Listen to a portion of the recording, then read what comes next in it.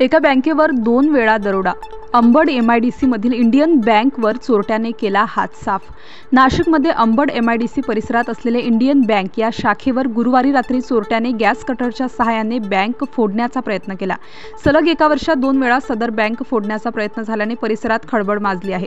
शुक्रवारी सकाळी बँक कर्मचारी बँकेत आले असता सदर प्रकार उघडकीस आल्याचे समस्या अंबड सुंचाळे औद्योगिक वसाहत पोलीस चौकीच्या अधिकारी व कर्मचारी यांनी घटनास्थळी येऊन पाहणी केली। या प्रसंगी पोलीस सहाय्यक पोलीस आयुक्त शेखर देशमुख सह अन्य अधिकारी उपस्थित होते।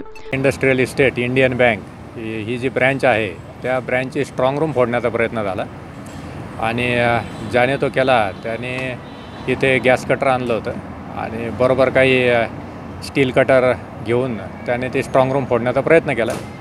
आता बँकेचे अधिकारी आलेले आहेत, फॉरेन्सिक टीम आलेले आहेत, आम्ही त्यातले पुरावे गोळा करतो आहे आणि बँकेचे अधिकारी येत आहेत, काही आलेत, ते काही त्यांचं काही ऐवज गेला आहे की नाही ते चेक करत आहेत सध्या। मागे पण असं काही प्रकार झाला होता? हा, मागे साधारण 1 वर्षापूर्वी असा प्रकार झाला होता। तर त्याबाबत आपण एक सिक्युरिटी ऑडिट केलं होतं आणि बँकेला काही सुरक्षेविषयक सूचना केल्या होत्या। त्यामुळे CCTV लावणे, नाईटला इथे गार्ड उपस्थित ठेवणे, परंतु दुर्दैवाने त्यांच्याकडून ती पूर्तता झाली नाही आणि पुन्हा असा प्रकार इथे घडलेला आहे। CCTV सुरू आहे का? CCTV आहे सुरू, परंतु ते पुरेसे नाही आहेत। ते सर्व अँगल बँकेच्या चारी बाजूने ती ब्रँच कव्हर व्हायला पाहिजे, ते होत नाही। नाईटला इथे कोणताही सुरक्षा रक्षक नसतं, ते राहून गेल्या त्यांच्याकडून। आता अपेक्षा आहे की परत ते त्या त्रुटींची पूर्तता करतील। स्टार न्यूज साठी मोहसिन पठाण।